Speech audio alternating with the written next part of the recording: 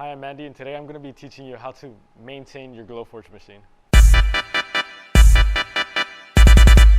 So for starters, when you want to clean your Glowforge machine, some tools that you might want to use are some paper towels or a mini vacuum that you can find in anyone's classroom, like Miss Simon's. So for starters, the reasons you might want to clean your Glowforge machine is to have better cuts. Sometimes if there's material in the way, you might not be able to cut evenly or cut at all because the smell of it is going to be really strong, and it can prevent smoke from coming out of the machine, which is something that we don't want. So something that a really well kept Glowforge machine looks like, one that looks very clean, is this one that we have right here. As you can see, it's very clean. Even when we open it, there's not much wood that's being here, because sometimes when there's a lot of wood here, it could get clumped up and it doesn't let this lid close. And one that's like very not well kept is this one right here. As you can see, there's a lot of scraps of wood that other people use for their projects, and sometimes when you open it here, sometimes the lid might not be able to close when we open it, so you're gonna have to clean this out. These are some of the main reasons why you need to clean it out. One also very important thing that you guys have to know is that you cannot use any liquid. So when it comes to the Glowforge machine, a lot of it is made out of metal and it can rust really fast, and we want to be able to use this machine for as long as possible. So making sure that you use paper towels or anything that's not wet is going to be very crucial for this machine.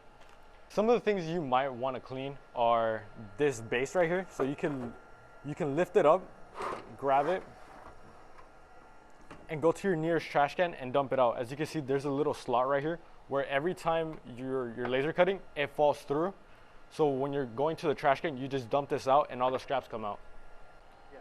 So when you're cleaning your lid, you want to make sure to grab something that fits through here, and also be very careful because there's a little rubber plate that's down here which prevents smoke from coming out. So what I would usually do is if there's any scrap that fits through here, I would usually just scrape it towards the edge and try to get as much as possible.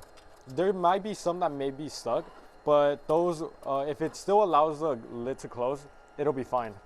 As long as you get the ones that keep it from not closing, then those are the ones that you want to get out.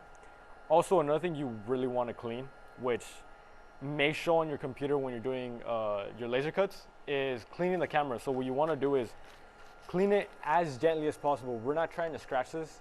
Plus, we can't get it wet or else all the circuits are going to mess up. So make sure to clean it softly and as gentle as possible. So lastly, you want to make sure to clean off your laser. The way you would clean off your laser is by cleaning off this canister. So what you would do is you would take off the top. Since it's magnetic, it's very easy to pop off or pop on. Then you would grab the blue clip that's right here, and it's attached to a metal plate. So when you're laser cutting, there's a laser that shoots up onto this metal plate and it reflects it onto the marble that's in the laser. This helps it from laser cutting.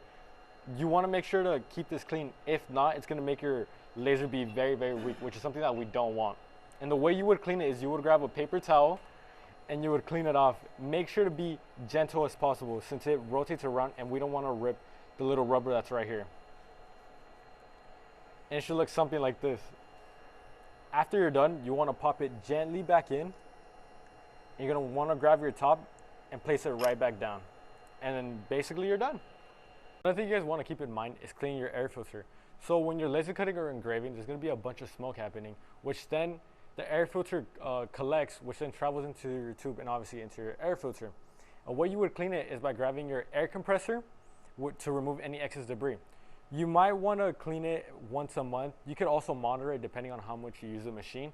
And realistically, depending on how much you use your machine, you might want to replace the air filters between a year, if not 2. Again, depending on how much you use it. So this concludes our video. Hopefully you guys have a better understanding on how to clean your Glowforge machine and why it's crucial to clean it.